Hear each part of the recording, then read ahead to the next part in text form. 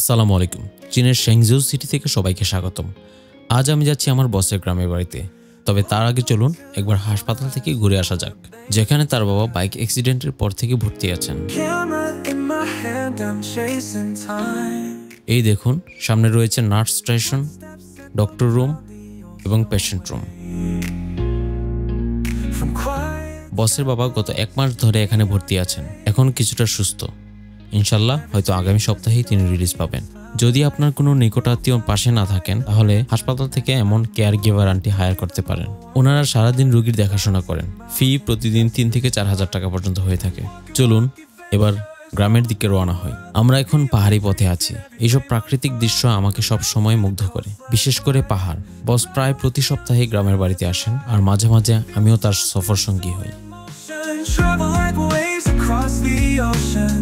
Walk and walk, we never stand still. The world is a canvas, and I shoot what I feel.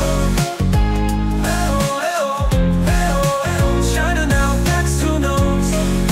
Spin the globe, let's go. Broken to the soul. আমরা এখন পৌঁছে গেছি গ্রামের বাড়ির সামনে। Crowded train, city lights and flight. Through every turn I capture the beat. Culture's alive beneath my feet. No map, just a moment, no rush, just flowing with every frame I'm showing the beauty of the world in motion. এখানে একটা cute পাপি দেখা যাচ্ছে। ওর নাম new নাই, যার মানে হলো অস্ট্রেলিয়ান গাই। ইন্টারেস্টিং না নামটা? আর উনি হচ্ছেন বসের মা। খুবই আদর ভরা মানুষ। সামনেই দেখতে পাচ্ছেন সিসি ক্যামেরা। বস অফিসে বসেই পুরো বাড়ি মনিটরিং করেন। এবার চলুন যাই বাড়ির আঙিনার ফল বাগানে। ওখান থেকে সংগ্রহ করা হয় টাটকা ফল। দেখুন, এই যে একটার পর একটা আপেল গাছ, কমলা লেবু গাছ ইত্যাদি অনেক গাছ ছড়িয়ে ছিটিয়ে আছে। এই যে এবার দেখুন কমলা লেবু গাছ, আর হ্যাঁ, এই যে দেখছেন পিচ ফলের গাছ, একদম রসালো এবং লোভনীয়।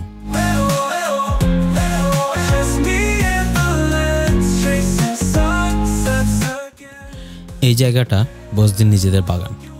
দেখতে পাচ্ছেন সামনে বিশাল এক বাঁশ বাগান, আর আমরা যাচ্ছি রেডবেরি বাড়তে।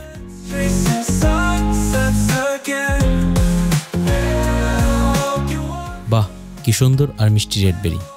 এই যে দেখুন, বস নিজ হাতেই তুলছেন এই লাল টসটসে রেডবেরিগুলো। এগুলো দেখতে অনেকটা লিচি গাছের মতো, কিন্তু একেবারে ভিন্ন স্বাদের। রেডবেরির স্বাদ অনেক অসাধারণ। যারা খেয়েছেন তারাই বুঝতে পারবেন। বসের বাবা এখন হাসপাতালে, তাই আমরা নিজেরাই এসব কাজে লেগে গেছি।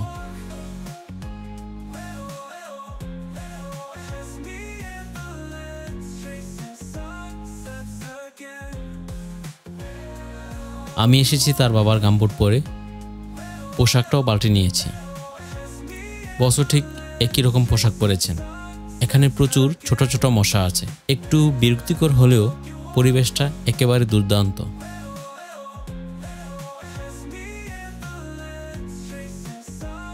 এই যে দেখুন, দেশি মুরগি ঘুরে বেড়াচ্ছে, আর পাশেই অনেকগুলো কচুরিপানা দেখতে পাচ্ছেন।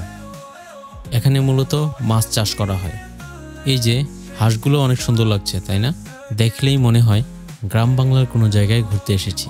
একবার বস আমাকে এখান থেকে একটি দেশি মুরগি গিফট করেছিলেন। উনি বললেন, তোমরা যেহেতু মুসলমান, তোমরা নিজেরা জবাই করে খেতে পছন্দ করো, এটা তোমাকে আমি গিফট হিসেবে দিলাম। আমি সেই মুরগিটা নিজ হাতে জবাই করে রান্না করে খেয়েছিলাম। স্বাদটা এখনো মুখে লেগে আছে।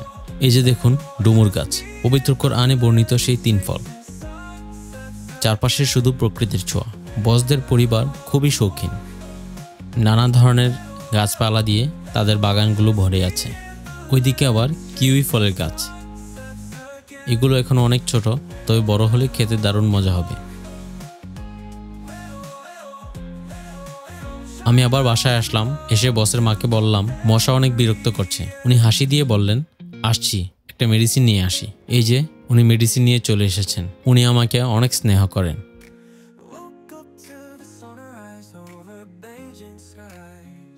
এখন যাব বাঁশবাগানে, যেখানে বস বাঁশের মূল খুঁজছেন। এখন আমরা বাঁশবাগানে। বস খুঁজছেন বাঁশের নতুন মূল। এটা এক ধরনের বাঁশের প্রজাতি যেগুলোর মূল খাওয়া যায়। পুরো বাগান পরিষ্কার পরিচ্ছন্ন, একেবারে পরিপাটি করে রাখেন তারা। বস আমাকে বহুবার দেখিয়েছেন কিভাবে বাঁশের মূল জানা যায়। গত 2 বছর ধরে শিখিয়েও আমি এখনো চিনতে পারিনি।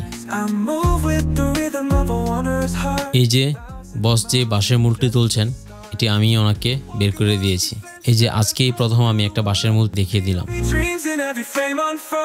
এখানে প্রায় 1.5 কেজির মতো বাঁশের মূল আছে। এছাড়াও এখানে আছে আমার প্রিয় ফল জুকিনি। এখানে দেখতে পাচ্ছেন অনেকগুলো লাকড়ি। বসের বাবা হাসপাতালে যাওয়ার আগেই পাহাড় থেকে গাছ কেটে লাকড়ি তৈরি করে রেখে গেছেন। এই লাকড়িগুলো মেশিনে কেটে সুন্দরভাবে গুছিয়ে রাখা হয়েছে। সামনের ওই ঘরটাই হচ্ছে রান্নাঘর। আজকে আমরা সংগ্রহ করেছি রেডবেরি, বাঁশের মূল আর জুকিনি। এছাড়া এখানে পাওয়া যায় অনেক মৌসুমি ফল আর শাকসবজি।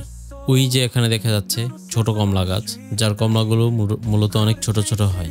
আর ওই পাশেই আছে বড় কমলার গাছ। আরও আছে মরিচ, টমেটো ইত্যাদি সবকিছুই আছে এই বাগানে। এই যে দেখুন, এক ঝুড়ি পিচ ফল, যা আগেই পেরে রাখা হয়েছিল। আর আছে বাঁশের মূল আর রেডবেরি।